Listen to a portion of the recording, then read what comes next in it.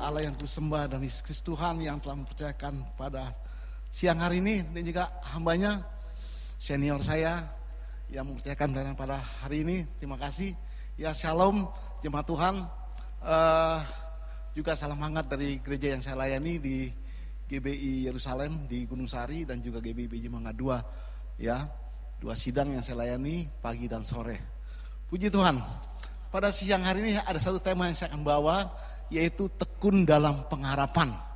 Ya, agar kiranya firman Tuhan boleh menjadi berkat bagi kita semua dan bagi saya pun, supaya terus kita bertekun pada satu pengharapan yang tidak kelihatan, yang tidak nampak oleh mata kita, yang tidak dapat dilihat oleh secara lahiriah. Tapi itulah yang Rasul Paulus tekankan supaya kita terus bertahan, bertekun sampai akhir kehidupan kita. Boleh ditayangkan teksnya?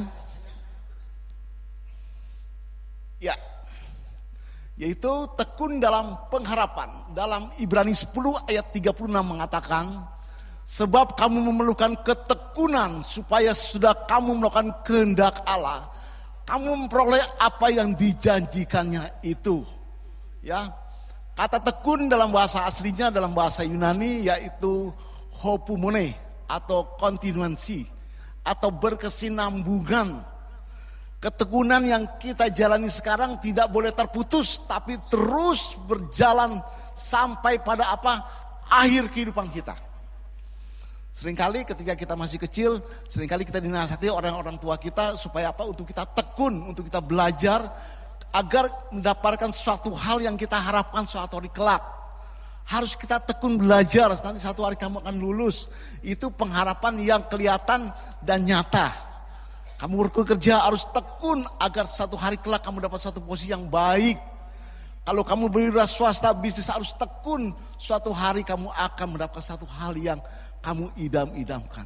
Itu secara fisik, secara nyata, dan bisa dilihat contoh kehidupan benar real pada kehidupan setiap hari.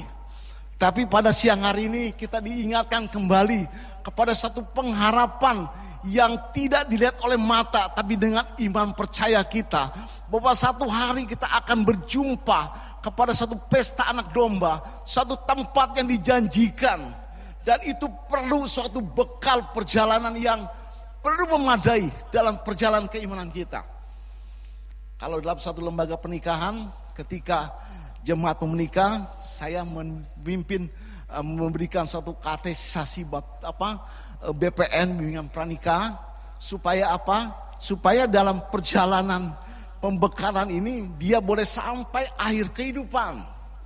Jangan sampai stop di tengah jalan. Begitu juga ketika dia akan dibaptis, menerima baptisan air, perlu ada pembekalan yang memadai. Ya, kenapa? Itu menjadi satu bekal supaya dia bisa bertekun dalam perjalanan keimanan dia. Dan itu perlu ada satu bekal yang memadai. Supaya apa? Supaya dia bisa bertekun terus dalam pengharapan, dalam memelihara iman percayanya. Maka itu pesan Rasul Paulus ini penting sekali bagi siapa, bagi kita semua, termasuk saya pun sebagai hamba Tuhan. Perlu diingatkan supaya kita terus tekun dalam pengharapan. Karena ketika tekun dalam satu pengharapan yang kita idam-idamkan itu membuat spirit kita semakin menggebu, semakin terus bergairah mengiring Tuhan. Tidak pernah layu, walaupun di tengah-tengah pandemi, walaupun di tengah-tengah banyak problem masalah. Ketika mulai pandemi, saya berjumpa dengan seorang kawan di dekat lingkungan saya. Dia divonis dokter kanker paru-paru stadium 4. Dia tidak pernah ke gereja sekian puluh tahun. Lalu saya dekati supaya dia boleh kembali lagi ke jalan Tuhan. Ya. Lalu saya tawarkan untuk ibadah di jalan di rumahnya. Jadi di tengah-tengah orang-orang pada mengurung diri tidak ibadah, saya berusaha untuk membuka ibadah di rumah dia.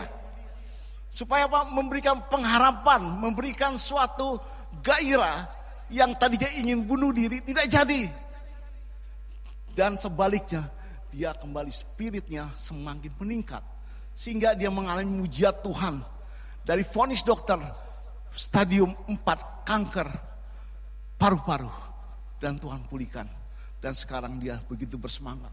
Tadinya kurus sekali, sampai sekarang mengalami suatu kebangkitan, mengalami gemuk lagi badannya sehingga bugar. Kita berikan pengharapan sesuatu yang luar biasa di dalam Injil Tuhan, sehingga dia bersemangat sekarang, begitu berapi-api mengiring Tuhan. Di tengah-tengah gereja Tuhan mengurung diri, di tengah-tengah gereja pada menutup pintu gereja karena semua online.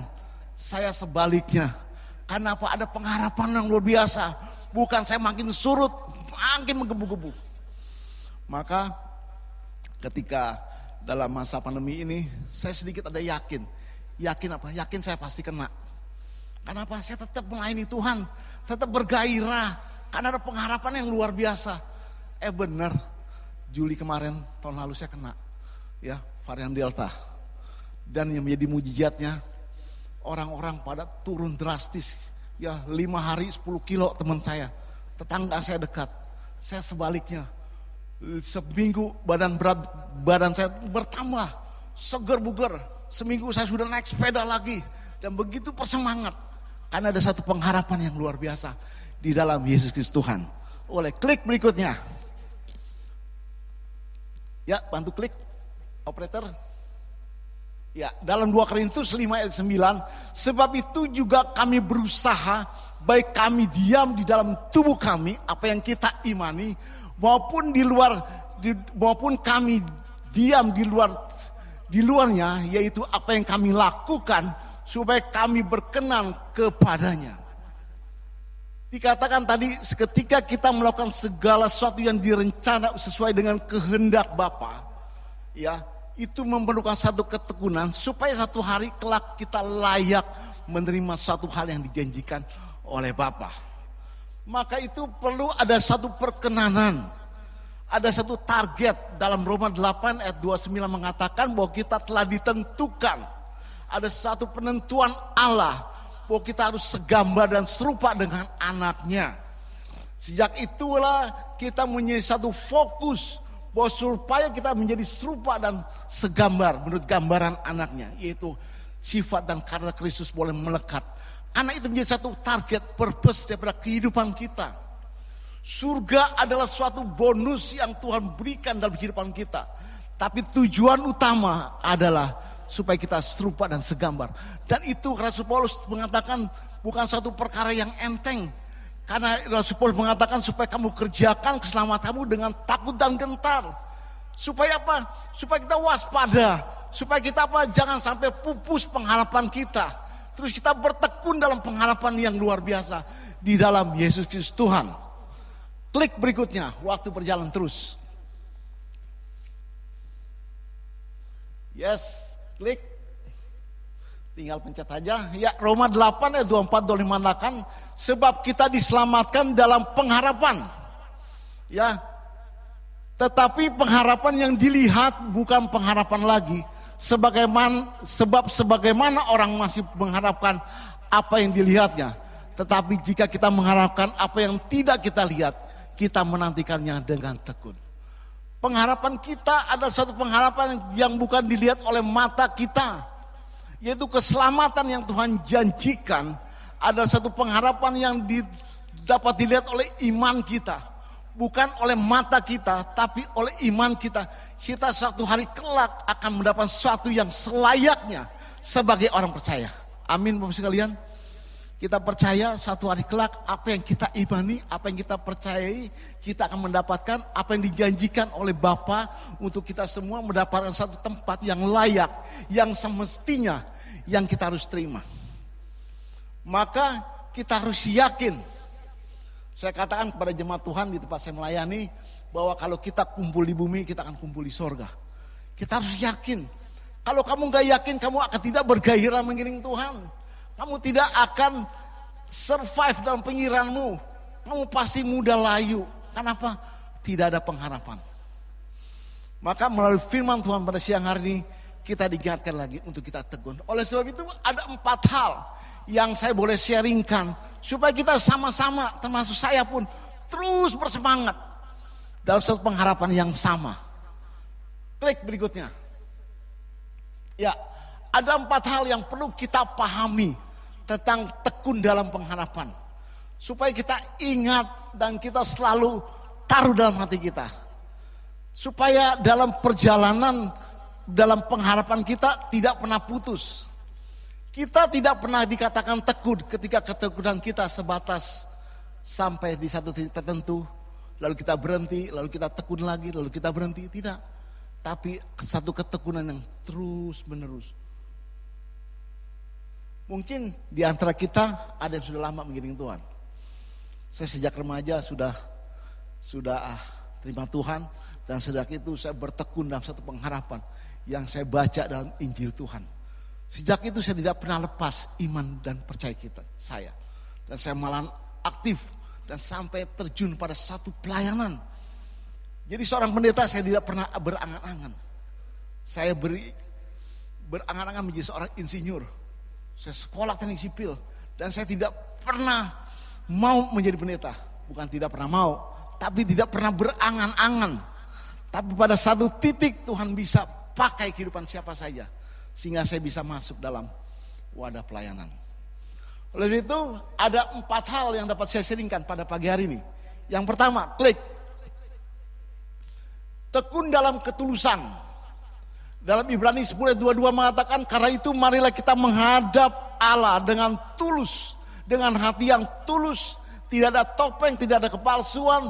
Tidak ada hal yang membedakan antara pikiran, perasaan dan tindakan selaras. Dan keyakinan iman yang teguh. Oleh karena hati kita telah dibersihkan dari hati nurani yang jahat. Dan tubuh kita telah dibasuh dengan air yang murni. Jangan ada topeng di antara kita.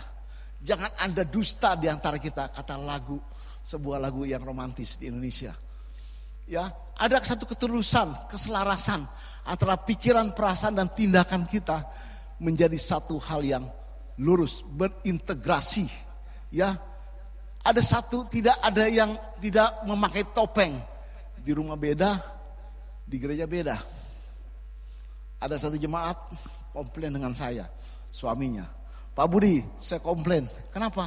Istri saya di gereja beda, di gereja seperti malaikat, di rumah muka perang dengan saya. Waduh. Seringkali itu yang terjadi. Maka itu kita harus ada ketulusan. Tuhan bilang orang yang tulus yang dapat menghadap Tuhan. Orang yang tulus akan mendapat perkenan hati Bapa.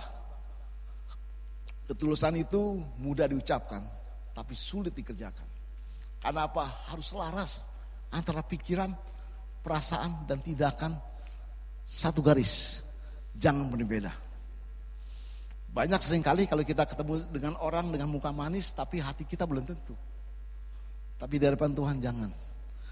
Ketika kita mau datang ke depan Tuhan, bukan karena tidak enak nanti dengan Pak Gembala nanti ditegur, tapi memang ingin mengadakan perjumpaan dengan Tuhan, dengan tulus, dengan jujur. Janganlah kita melayani Tuhan kan nanti nggak enak lah, karena kan saya kan orang percaya, orang Kristen, aktif gereja, kalau tidak melayani kan tidak enak. Saya biasa melayani. Jangan. Tapi memang ada satu kerinduan, saya ingin melayani Tuhan. Bukan hanya melayani pekerjaan Tuhan, tapi melayani Tuhan. Seringkali orang ingin rindu melayani pekerjaan Tuhan, tapi dia tidak mau untuk melayani Tuhan. Dan itu berbahaya sekali dalam kehidupan kita sebagai orang percaya. Itu yang membuat kita tidak bisa bertekun dalam pengharapan kita sebagai orang percaya. Maka dalam tim praise and worship tempat saya selalu ingatkan. Jangan sampai kamu hanya melayani pekerjaan Tuhan. Tapi kamu lupa untuk melayani Tuhan. Jam doa kita. Membaca kitab suci kita.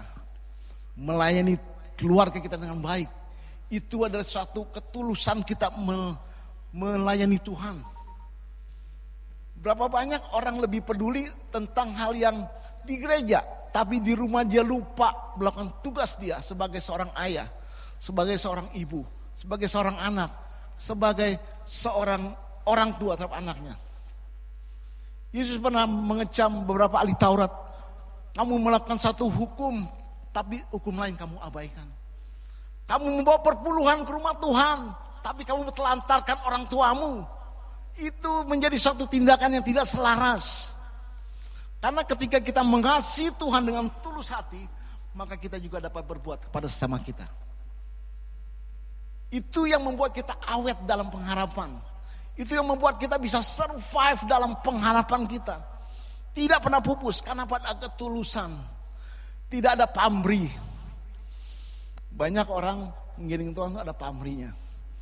Dulu ketika saya masih remaja, seringkali dikatakan, ayo ke gereja supaya kamu diberkati Tuhan.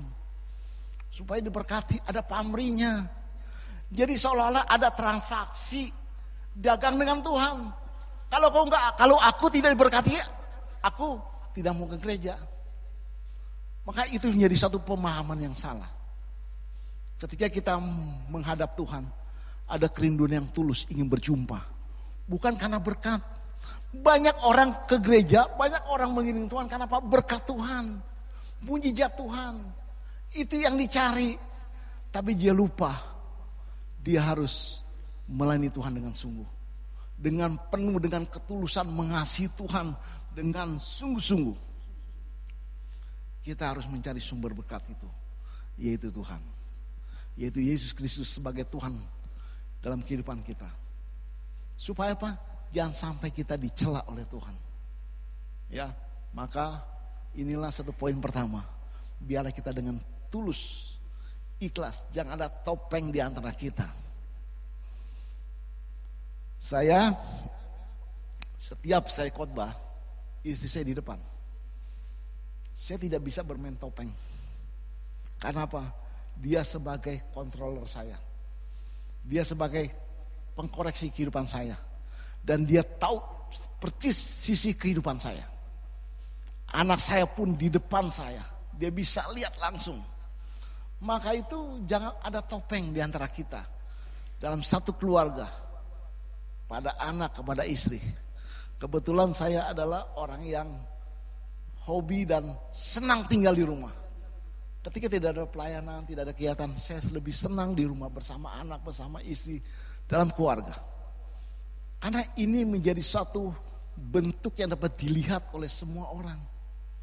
Ketulusan hati kita mengenai Tuhan dilihat dari rumah tangga kita.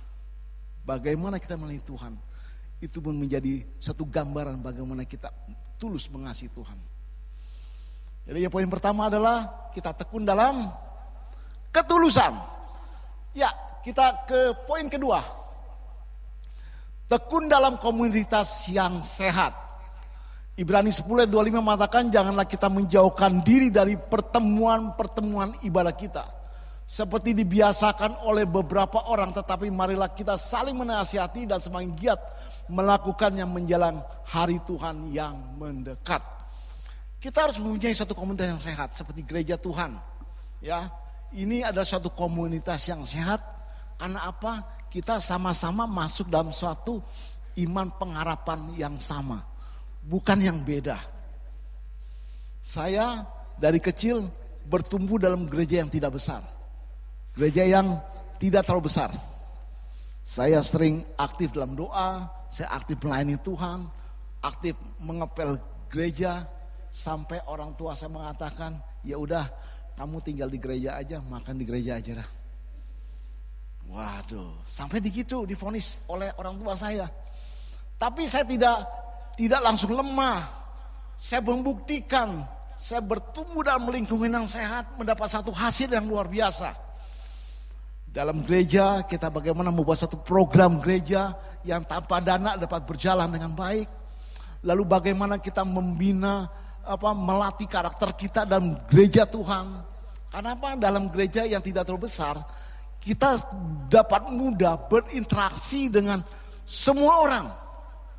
Kalau mega church yang ribuan jemaatnya susah sekali. Karena apa? Ketika kita ibadah langsung pulang.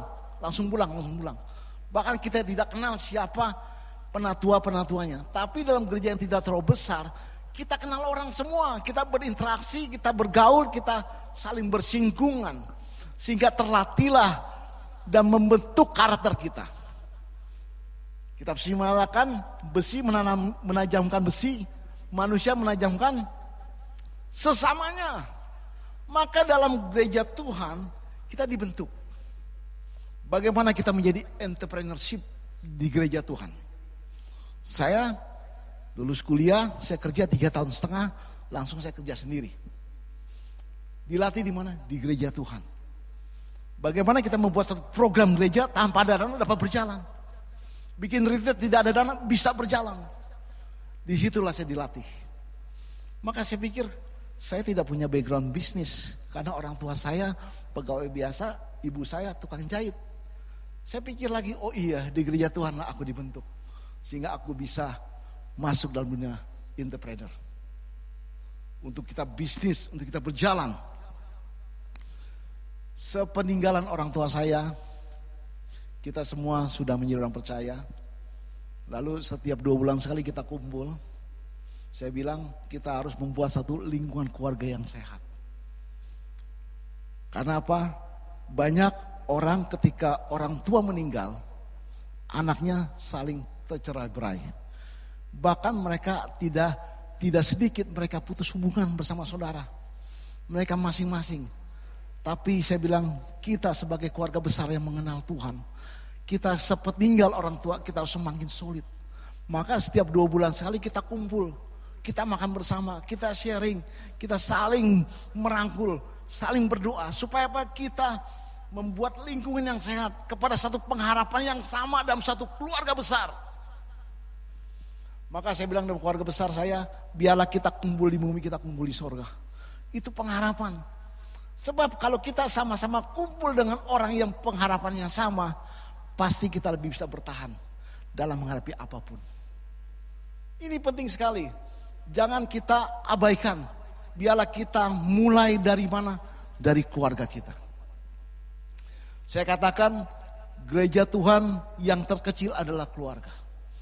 Maka kita harus berusaha mengusahakan kehidupan keluarga kita, keluarga yang sehat. Karena itulah gereja terkecil di dunia, yaitu keluarga. Di mana kita mengadakan fellowship dalam keluarga. Kita bisa sharing, kita saling mendoakan, saling menopang satu sama lain, yaitu dalam keluarga. Bagaimana kita menjadi ayah yang baik, kita belajar di universitas keluarga. Di mana kampusnya? Di rumah kita. Itulah universitas yang terbaik. Bagaimana kita menjadi ibu yang baik, mama yang baik, kita belajar di universitas keluarga. Bagaimana kita menjadi anak yang baik, kita belajar di universitas keluarga. Bagaimana kita menjadi ayah, menjadi orang tua yang baik, kita harus belajar di universitas keluarga. Maka itu biarlah kita sebagai anggota-anggota tubuh Kristus memperhatikan keluarga kita masing-masing.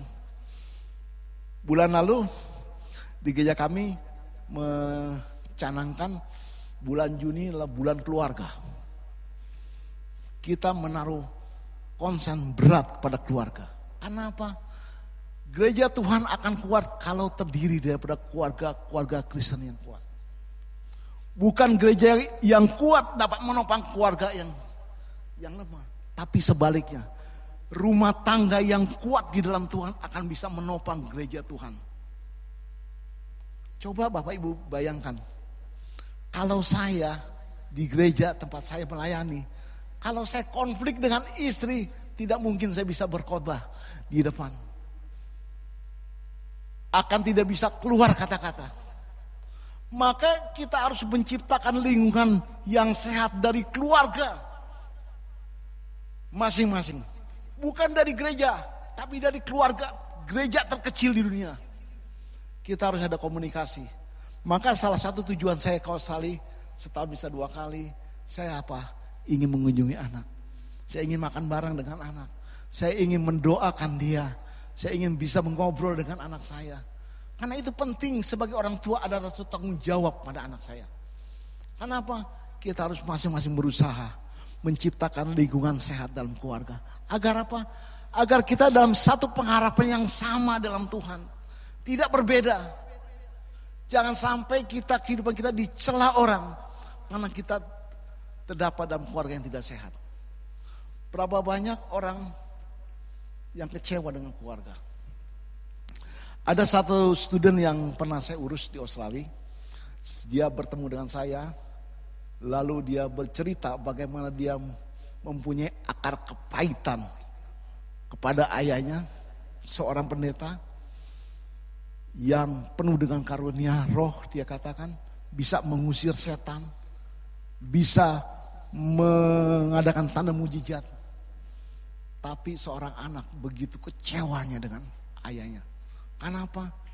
Perilaku yang tidak mendidik dalam keluarga. Tidak adanya suatu kehidupan rumah tangga yang tidak sehat. Sekalipun dia sebagai seorang hamba Tuhan. Berapa banyak seorang hamba Tuhan bisa sukses dalam pelayanan, tapi belum tentu dalam keluarga dia sukses. Kalau saya pribadi, saya lebih sukses dalam keluarga. Walaupun pelayanan tidak terlalu sukses, tapi keluarga harus sukses. Karena itu tidak akan menjadi batu sandungan. Karena keluarga adalah mencerminkan satu gereja Tuhan yang dapat dilihat oleh semua orang.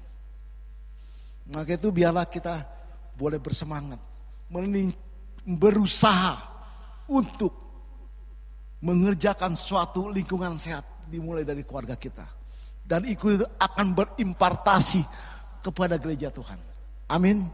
Sehingga kita bersemangat. Istri semangat dalam satu pengharapan, anak saat bersemangat satu pengharapan, suami pun semangat dalam satu pengharapan. Karena apa? Lingkungan kita lingkungan yang sehat. Ada pembelajaran. Hidup itu tidak boleh lepas dari pembelajaran. Kita harus belajar, terus belajar. Sampai hari ini pun saya masih belajar bagaimana menjadi seorang ayah yang baik. Bagaimana saya menjadi orang tua yang baik. Bagaimana menjadi anak yang baik. Saya harus berusaha. Ketika almarhum ayah saya masih hidup, kedua orang tua saya masih hidup, saya selalu ingin dekat dengan dia. Maka saya membeli rumah itu dekat dengan rumah orang tua. Karena apa? Biarlah kita membina relasi dengan orang tua yang baik. Sehingga apa? Sehingga selalu menjadi anak yang selalu dicari oleh orang tua. Ketika dia sakit, dia cari apa? Anaknya. Anaknya yang apa? Yang bertanggung jawab. Dia cari. Maka itu kita harus menciptakan dan kita berusaha menciptakan lingkungan sehat dimulai dari keluarga. Karena akan terus berimpartasi kepada gereja Tuhan. Amin. Kita sepakat, kita mau berusaha menciptakan komunitas yang sehat dimulai dari rumah tangga kita masing-masing. Klik yang bagian ketiga. Tekun dalam pengenalan Allah yang benar.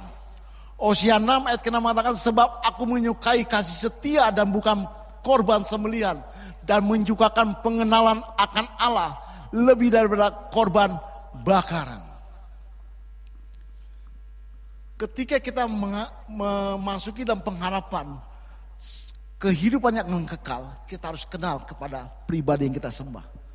Jangan sampai kita pada satu titik perhentian kita tidak dikenal.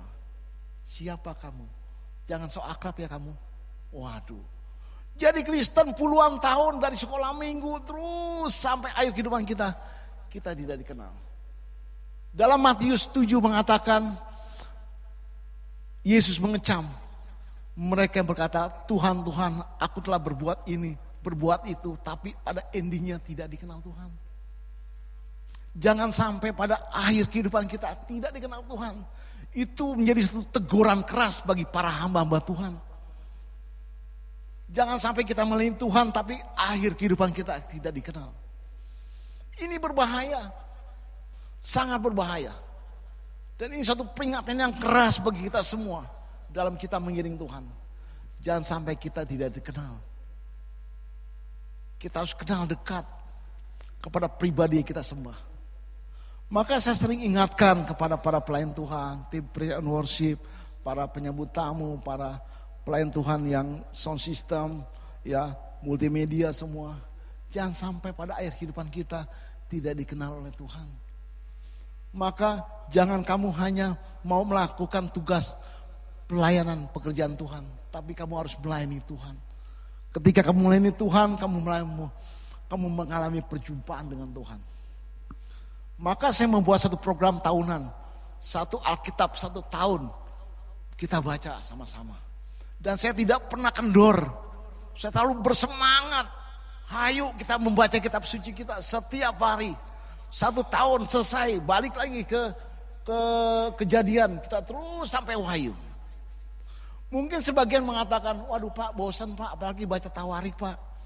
Wah, banyak ayat-ayatnya gini-gini, jumlah-jumlah suku dan sebagainya. Saya punya prinsip begini, ketika kita membaca suatu hal yang ilahi, itu akan berimpartasi dalam kehidupan kita. Ketika kita membaca kitab suci, yang mengilhamkan tulisan ini ada dekat dengan kita, yaitu Roh Kudus. Maka saya pernah mengalami baca kitab suci sembari nangis. Dalam satu di kantor saya buka Alkitab, saya bisa menangis membaca kitab suci. Karena terharu melihat suatu bagaimana dia mengajarkan satu hal dalam kehidupan manusia. Karena kita harus kenal benar pada dia. Dulu 2008 saya mengadakan 2 semalaman. Ya, mungkin saya pernah sharing di tempat ini. 2008 saya dengar Tuhan untuk membuat mesbah penyembahan. Lalu saya buat 2 semalaman ya, dari jam 10 malam sampai jam 4 pagi. Sebulan sekali, lalu setahun, 2 tahun, 3 tahun, dan terhentinya pada waktu pandemi. Stop, tidak ada 2 semalaman. Lalu beberapa bulan yang lalu, ketika satu malam Tuhan ingatkan kembali. Ketika saya tidur, saya bangun, lalu Tuhan ingatkan, buat mesbah penyembahan lagi. Saya bilang, siap Tuhan, saya akan mulai 2 penyembahan. Dimulai dari siapa? Dari diri saya bilang. Saya akan mulai. Maka akhir bulan ini kita mulai lagi 2 semalaman. Selama berjam-jam kita akan menyembah dia, dan bermasmur bagi nama Tuhan. Dalam satu katekisasi bahasa air, saya katakan, cara orang berdoa terlihat kedewasaannya. Terlihat bagaimana dia mengenal Tuhannya. Cara berdoa. Ketika kita masih anak-anak, seringkali kita meminta. Itu doa anak-anak. Dan kita mulai dewasa, kita mulai memahami, mengerti kondisi orang tua kita. Tapi ketika kita mulai dewasa lagi, kita mulai bagaimana kita menyenangkan orang tua kita. Amin. Setuju ya? Ketika saya masih kecil, saya taunya minta. Pak, Ma minta. Lalu ketika saya mulai dewasa SMA, saya mulai mengerti deh kondisi orang tua kita. Orang tua saya ekonomi pas-pasan. Saya masuk SMA negeri, lalu IPA lagi karena saya ingin sekali kuliah teknik. Dan saya nggak bisa ikut kursus fisika, kimia, biologi di luar ekstrakurikuler. Karena apa? Orang tua saya tidak mampu. Maka saya boleh belajar mengerti kondisi orang tua saya. Lalu saya ambil kuliah teknik pun yang murah, meriah. Yang penting saya bisa cepat lulus dan bisa cepat kerja di bidang saya. Saya mulai memahami orang tua. Tapi ketika saya terus mulai berumah tangga, kita mulai berpikir bagaimana menyenangkan dia. Pikirannya bagaimana orang tua saya bisa senang, bisa happy. Begitu juga dengan perjalanan kerohanian kita. Ketika kita mulai berpikir bagaimana menyenangkan hati Bapa, dia pribadi yang senang disembah. Dia tahu kebutuhan kita, dia sangat mengerti, dia sangat paham akan apa yang kita perlukan. Tapi dia menginginkan penyembahan kita. Maka saya selalu ayo kita menjadi umat yang menyembah, senang menyembah. Dan saya sangat menikmati. Apalagi kalau udah mulai masuk pemazmuran. Sejam 2 jam itu gak berasa. Udah 2 jam. Stop, kita istirahat break. Break setengah jam. Masuk lagi penyembahan. Kita menyembah bermazmur, berganti-gantian. Wah, enjoy sekali, luar biasa. Kenapa? Kita belajar mengenal dia. Dia adalah pribadi yang senang disembah, dimuliakan, diagungkan. Selalu pikirannya bagaimana Tuhan disenangkan. Selalu berpikir bagaimana Tuhan diagungkan, dimuliakan. Ini yang membuat pengharapan kita semakin bisa bertekun. Tetap awet. Kenapa? Ada relationship hubungan. Sehingga apa? Timbul kepekaan. Kita makin mudah peka. Kenapa? Sering mengalami perjumpaan. Coba suami istri. Ya. Seorang istri bisa peka terhadap suaminya. Masakannya enak tidak enak dari cara makanmu ketahuan. Benar Bapak Ibu? Setuju ya?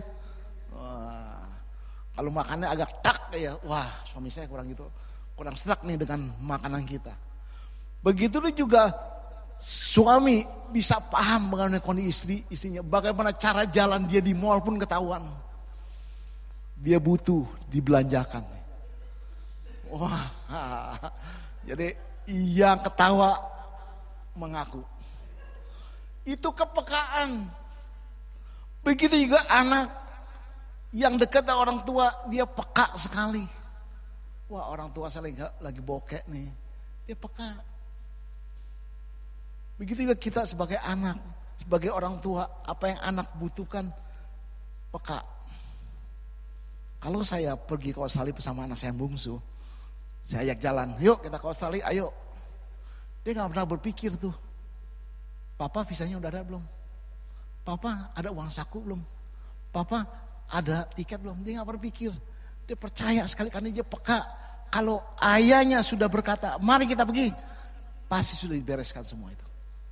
Amin. Begitu ketika dengan Tuhan, ketika mengalami kepekaan dengan hubungan relationship, kita sering membaca kitab suci dan kita mulai mengalami Tuhan dalam kehidupan kita. Kita semakin peka akan Dia, hadir Dia dalam kehidupan kita. Sehingga kita makin greget ngiring Tuhan, makin berapi-api, tidak pernah putus dalam pengharapan kita. Maka yakin percaya satu hari kelak kita akan bersama-sama masuk dalam pesta anak domba Allah.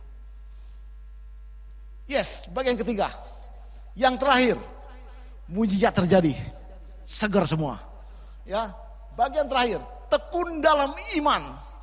Ibrani 10:35 mengatakan, sebab itu janganlah kamu melepaskan kepercayaanmu, sebab besar upahmu yang menanti. Roma 5:5 mengatakan, pengharapan tidak mengecewakan. Bahwa janganlah kita melepaskan kepercayaanmu, imanmu, karena besar upahmu. Sebelum saya melanjutkan, saya minum dulu ya. Sebentar.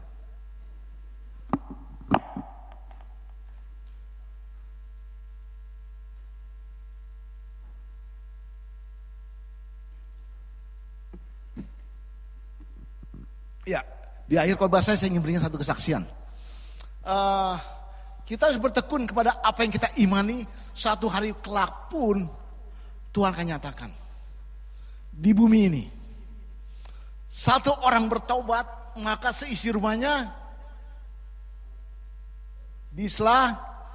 diselamatkan. Itu iman di bumi, bukan iman di surga tapi di bumi. Yang satu hari kelak Tuhan akan nyatakan kalau satu orang bertobat seisi rumahnya akan diselamatkan. Tuhan akan nyatakan di bumi. Saya tuju saudara 77-nya tuh sudah masuk namanya sekolah minggu. Pernah sekolah minggu. Berarti pernah ada namanya penaburan benih firman Tuhan sejak sekolah minggu. Dan kita yakini apa yang ditabur tidak akan kembali sia-sia. Itu firman. Ya, dalam kita imani, kita percayai bahwa setiap firman yang kita taburkan tidak akan sia-sia. Tidak kembali sia-sia. Dia akan bekerja menurut kairosnya Tuhan, waktunya Tuhan. Asal apa? Ada yang beriman. Iman itu bisa menarik apa yang dijanjikan Tuhan di bumi ini. Maka ketika kita 77 masuk sekolah minggu dari keluarga non Kristen menjadi orang percaya, kita yakin percaya satu orang bertobat seluruh isinya akan diselamatkan. Orang tua saya belum Kristen. Saya 7 saudara tinggal di rumah yang sangat kecil, 3x12. 7 anak, 2 orang tua, 1 nenek, 1 lantai. Bapak Ibu bisa bayangkan bagaimana rapinya kita tidur. Kayak ikan asin. Tapi dahsyatnya kuasa firman itu luar biasa. Kita bisa menerobos dinding kebodohan. 5 yang kuliah bisa menerobos dinding kemiskinan. Kuasa firman itu jangan main. Alkitab ini penuh dengan kuasa dan ajaib. Lalu dalam perjalanan itu ternyata tidak mulus loh. Ditanam firman Tuhan sekolah minggu dan perjalanan satu koko ini Yang nomor 2, mulai melenceng. Mulai bergaul dengan namanya dunia okultisme. Dunia hitam. Lalu sampai satu titik dia menikah dengan tetangga kita. Lalu kita yang 6 tidak tinggal diam. Kita berdoa, kita percaya, satu orang bertobat, si Romeo diselamatkan. Dan itu bertahun-tahun, sampai 10 tahun tetap tidak menjadi percaya. 20 tahun tidak mau ke gereja. 20 tahun, 30 tahun pun masih belum mau ke gereja. Puji Tuhan, anaknya sudah mau ke gereja, tapi koko saya ini tidak mau ke gereja. Setiap saya ajak ke gereja, kita orang gereja, dia bilang, tunggu hidup kamu benar dulu lah. Selalu dia berdalih dengan berbagai hal. Tapi kita 6 lawan 1 harus menang 6. Karena apa? Kita pegang firman Tuhan.